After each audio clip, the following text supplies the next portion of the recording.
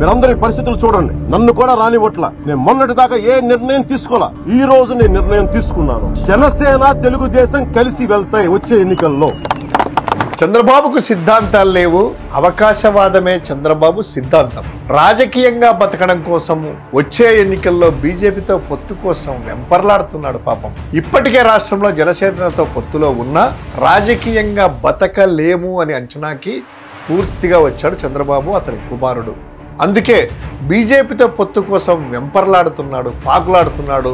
Party నడుపుతున్నాం, జనం నమ్మకాన్ని పొందుదాం, ఆ నమ్మకంతో 175 చోట్ల పోటీ చేసి గెలుద్దామనేటువంటి సోయ లేకుండా ఎవరితో కలిస్తే ఏం వస్తుంది, ఎవరితో కలిస్తే అధికారం వస్తుంది అనేటువంటిది ఒకే ఒక ఆలోచనతో బాబు ముందుకెళ్తున్నారు.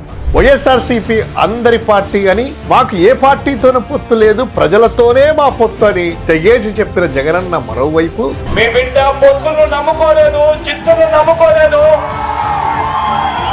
మీ బిడ్డ ఈనాడు నమ్ముకోలేదు, మీ బిడ్డ ఆంధ్రజ్యోతిని నమ్ముకోలేదు, మీ బిడ్డ TV5 నమ్ముకోలేదు, మీ బిడ్డ దత్తపుత్రుడిని నమ్ముకోలేదు.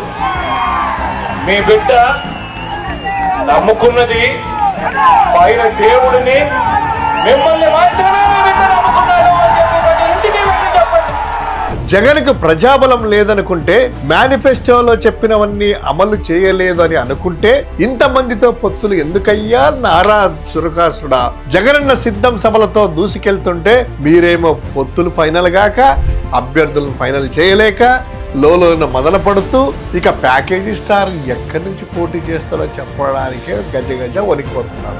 మీ పొత్తులు తేలేలోపే 175 శాసనసభ స్థానాలు, 25 లోక్సభ స్థానాల్లో గెలుపు లక్ష్యంగా ఎన్నికల యుద్ధాన్ని వైఎస్ఆర్ కాంగ్రెస్ పార్టీ ముగించబోతుంది.